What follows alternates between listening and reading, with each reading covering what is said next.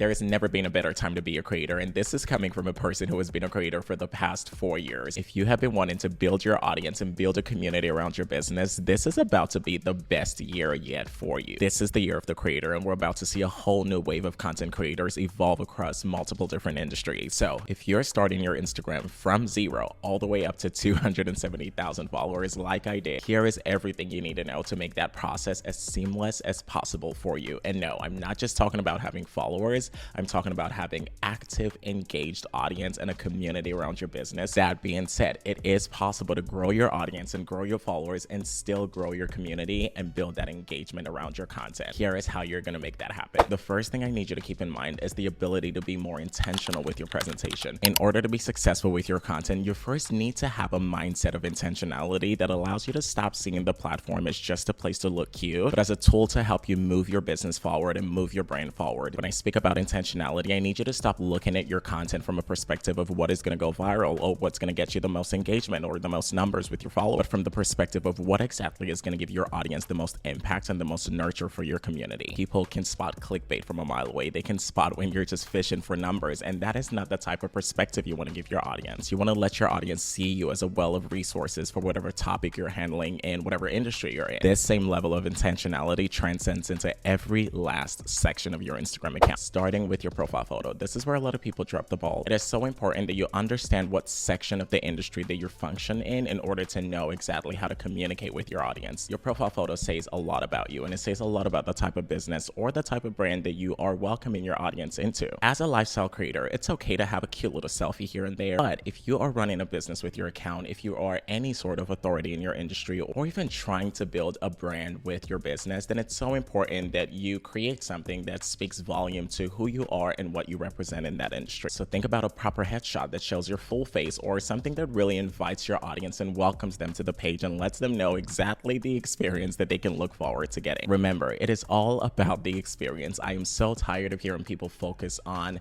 the algorithm of it all versus the experience of it all. As long as your content is able to keep people on the app for longer, the algorithm is going to take it to as far as it possibly can, because the job of the algorithm is to keep people on the app. And if your content is serving your people and satisfying them and giving them the experience of a lifetime, if they would even stay on the app for 10 seconds longer because of your content, the algorithm will fall in line. You're not here to serve the algorithm, you're here to serve your people. The next thing you're going to do is work on your account name. This section of your Instagram account is not the place to put in your full name. Contrary to what you might have been told before, unless you are a celebrity in your industry, no one's going to be searching your name. If you were looking for Beyonce, you would just straight up type out Beyonce on the search bar. If you were looking for Taylor Swift, you would type that out in the search bar. But 9 times out of 10, no one's going to be searching Jennifer Smith unless they are someone from your high school or a distant family member trying to figure out what you've been up to. People will not be searching your name unless you are a celebrity or a known name in that industry, but they will be searching the services you provide. If I was visiting Virginia for the first time and I needed a makeup artist in Suffolk, I wouldn't be searching Jennifer Smith because I don't know who Jennifer Smith is. I would be searching makeup artist in Suffolk. I would not be searching Corey Johnson. I would be searching makeup artist in Dubai or hairstylist in Dubai, not the person's name. I don't know who these people are, but I know the services that I'm looking for. And as we go into the new year, people are using social media more and more as a place to find the services they're looking for versus Google as it typically would be. Your job here is not to use that part of your Instagram account as a place to put in your full name, but a place to let the people know what services that you have to offer. This is how you get the algorithm to understand exactly what it is that you do, but also have you be recommended when people look up those services that you in fact are offering in your business. We have that done. We're going to go ahead and build your bio. When it comes to creating your bio, I need you to think about your I help statement. Your I help statement does not literally have to be a I help you do X, Y, and Z, but it's a place where you can kind of have a template to let your audience understand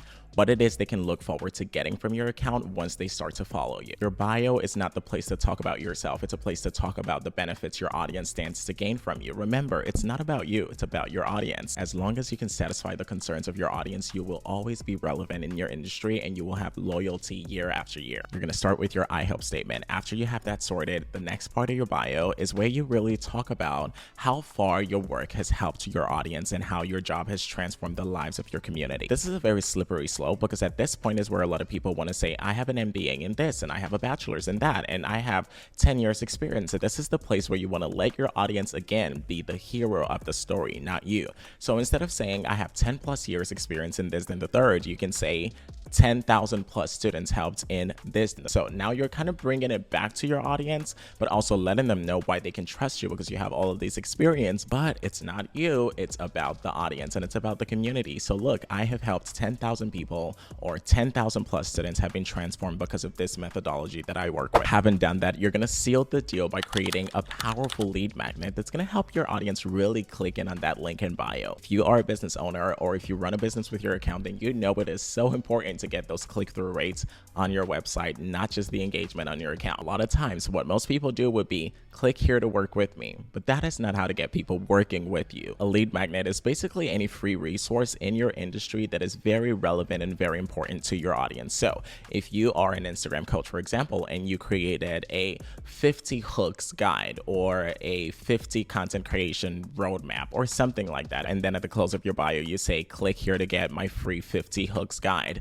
that is a powerful lead magnet to get people clicking on your link in bio. And the smart thing to do would be to keep that link as one of the last links on your link tree or whatever it is that you're working with, and have them have the experience of going through all of your other offers before they get to the lead magnet itself. Next section of your account is going to be your highlights. I always love to say you need to think about your highlights as the personal menu button of your website. So if you had a website, people would have to click on a menu button to know about you, to know how to contact you, to know your services, to know about the reviews people have for your business and what people are saying about your business. You want to treat it as though Instagram is the website for your business and the highlights are the menu buttons for how they can get to navigate that website as it is. There is no need to have tons of highlights bleeding through your account. 5 to 6 at the very maximum is absolutely enough. If you would like me to create a separate video to fully break down highlights, I would be so happy to do so. Leave a comment under this video with the word highlight and I would create a special video dedicated to breaking everything down for you. Now that we're done with the first half of your account, which is the top portion of your account, it is time for the bottom half of it, which is how you really nurture your audience and keep them coming back for more. Think about the top portion being how you bring people in and the bottom portion being how you keep people being a part of your community. This is where your content strategy comes in, your search engine optimization, your captions, your overall content presentation, and the absolute delivery of your work. We're going to start with your first 3 posts. These are your pin posts. I need you to think about your first pin post as a way to get your audience to know who you are, to understand what your brand message is and what your methodology is, why they should follow you, what you stand for, what you represent in the industry, and the type of space that they can look forward to experiencing in your community. This is the place that you would have all of your introduction going and really getting them to know you and understand how best to work with you. The next thing we're going to do is build your content strategy. This is the bread and butter of it all. If you don't have a content strategy and you have everything else settled, who are we kidding? To build a content strategy, it is so important that you understand the difference between your brand pillars and your content pillars. I'm just going to give you a very quick summary of what these two things are and how to navigate them for your business. Brand pillars are basically what your brand represents, who you are, who your audience is, and why you're doing what you do. Your brand pillars answers who and why. This could be, who are my people? Why do I have this brand? What are my values? What are my non-negotiables? Who am I and who am I serving with my content? Content pillars, however, answers the question, how? How exactly am I going to communicate all of these beautiful ideas and all of these values and non-negotiables and all of these things that I stand for in my brand pillars? How do I take all of that message and put it out to my audience? This is where your content pillars come in, and this could be with educational content, B-roll content, voiceover content, inspirational content, motivational content. Understanding the difference between your brand pillars and your content pillars are so important in building your overall content strategy. Once you have that settled, you're going to build topics around your brand pillars. So if you are using an educational content pillar, you do want to build topics around those pillars and understand why it's important to deliver topic X using educational style content pillar versus topic Y with an inspirational content pillar. So it's so important that you kind of understand these things and the semantics of it all. Haven't done that, you do want to leverage tools that are available to you like Quora.com, AnswerThePublic.com. These are actual literal resources that give you a ton of real life, real-time questions that people are asking specifically in your industry and by real people in real time with real concerns and real questions that they need answers to. I need you to understand that not every single content is going to go viral. If anything, you shouldn't in fact be reaching for viral content at every single time, because that is not a good way or a quality way to build good, genuine audience that will stand with you and stand the test of time. I need you to start to create your content from a place of really answering genuine questions and creating that genuine impact with your audience, because that is how you're going to get people who are committed to you and are loyal to your brand message. If you would like more day-to-day content ideas, I've created a content journal that does all of that for you, and you don't even have to do the work yourself, I will put the link in the description and you can get a copy of that and use it for your business. Lastly, this is not something a lot of people talk about, but I want you to start to pay attention to your search engine optimization. The years of hashtags are done and the year of keywords is here. If you are not leveraging keywords in your overall content strategy, you are missing out and you're leaving so much money on the table. To sum it up for you, instead of using hashtags fashion tips,